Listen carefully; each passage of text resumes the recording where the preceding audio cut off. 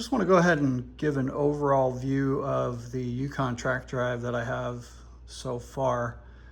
Here you can see this is actually the left side of the track of Wally, and this would be the right side. This is the crossbar that connects the two tracks. Here you can see inside here is the chain drive. It's really hard to see, but there's a sprocket in there. There's a sprocket down in there for the chain drive, and the chain goes in this slot basically. And then here you can see, let me switch over to this side, be easier to see it. So here you can see how the sprockets interact with the track and actually drive the track around. This portion of the track ends up going into this portion of the sprocket on both sides, and that's what actually forces the track around the wheel. So you can see both the sprockets back here. Again, this is the chain sprocket is, oh, there you go. There you can see the chain sprocket down in here. The motors are going to attach on the lower side of the crossbar, and the sprocket on the motor will have to be in line with this sprocket.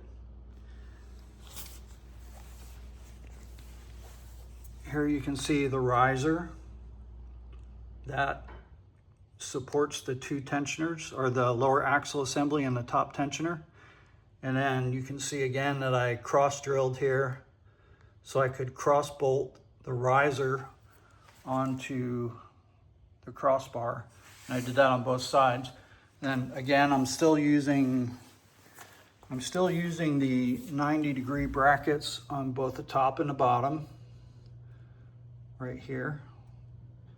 So the connection between the riser and the crossbar should be really strong because it's cross bolted and also has 90-degree brackets. And everything with a blue dot just means that it's got Loctite on it, so I know that I went ahead and did the Loctite on that. I'm still printing track for this side, so I only have about 21 pieces of track. The other thing I was mentioning in the other video was when I was discussing about how the track needs to fit in between the wheels. And here I can kind of show you that. So here you can see how the track needs to fit in between the outer wheels on each axle. And if this is too tight, the track's not going to fit in, and it's going to end up trying to ride on top of the wheel and probably come off. So you really need to make sure that you have the right amount of spacing. I have about 2 millimeters of play, it feels like. Looks like about maybe 1 or 2 millimeters of play. So I can move this track side to side by about 2 millimeters. And that's what I'm going to go with. And you need to make sure that you're checking it on all your wheels, including the middle or the medium wheel.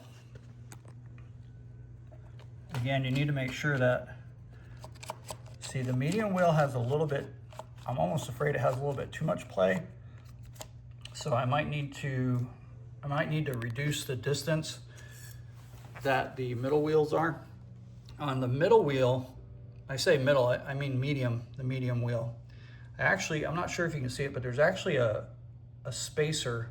It's about a 2 millimeter spacer that I printed on each side, because when I assembled the left track drive, I had to have those spacers to get the wheels far enough apart for the track to fit in comfortably.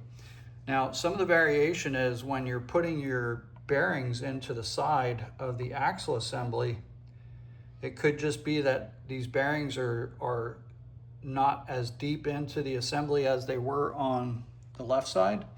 And that could be what's giving me the little bit of extra distance.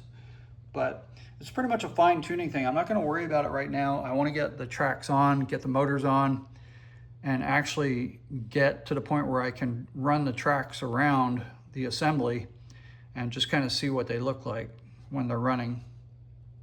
So again, that's pretty much my completed, or pretty much 99% completed Yukon Track Drive.